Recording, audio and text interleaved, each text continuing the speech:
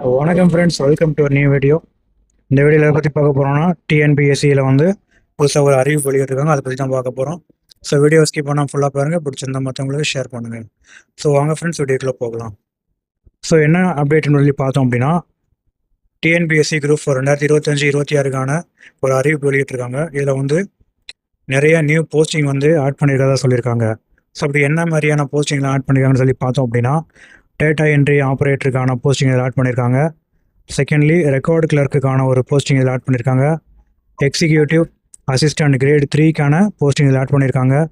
Junior அசிஸ்டண்ட்டுக்கான posting வந்து இதில் add பண்ணியிருக்காங்க. அது மட்டும் இல்லாமல் இதோடைய டோட்டல் நம்பர் வந்து வேகன்சி வந்து இன்க்ரீஸ் பண்ணியிருக்காங்க. ஸோ இந்த புதுசாக ஆட் பண்ணதில் பார்த்தோம் அப்படின்னா மொத்தமாக 93 வேகன்சி வந்து ஆட் பண்ணியிருக்காங்க. இன்னைய தேதி வரையிலும் வந்து 4662 வேகன்சி வந்து மொத்தமாக அலாட் பண்ணியிருக்காங்க. ஸோ இது வந்து ஃபைனல் இல்லை, ஃபைனல் நோட்டிஃபிகேஷன் அஃபீஷியலாக வரும்போது இந்த வேகன்சியோட நம்பர் வந்து இதை விட அதிகமாக இருக்கும் அப்படிங்கிற மாதிரி சொல்லியிருக்காங்க. ஸோ இதுக்கான ஏஜ் லிமிட் என்னன்னு சொல்லி பார்த்தோம் அப்படின்னா, எல்லாம் ஜென்ரலாக வந்து 18 வயசுலேருந்து 32 வயசு வரைக்கும் உள்ளவங்க வந்து அப்ளை பண்ணிக்கலாம்.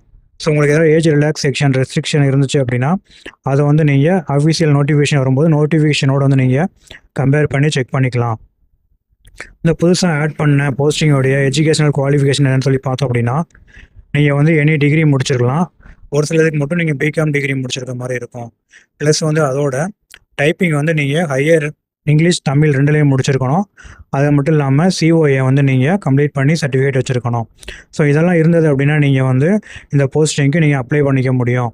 மொத்தம் 93 போஸ்டிங் வந்து இதில் எக்ஸ்ட்ரா ஆட் பண்ணியிருக்காங்க. நெக்ஸ்ட்டு பார்த்தோம் அப்படின்னா, நிறைய பேர் வந்து குரூப் 4 ரிசல்ட்டுக்காக வெயிட் பண்ணிகிட்டு இருப்பீங்க. குரூப் 4 ரிசல்ட் வந்து இன்னும் ரிலீஸ் ஆகலை.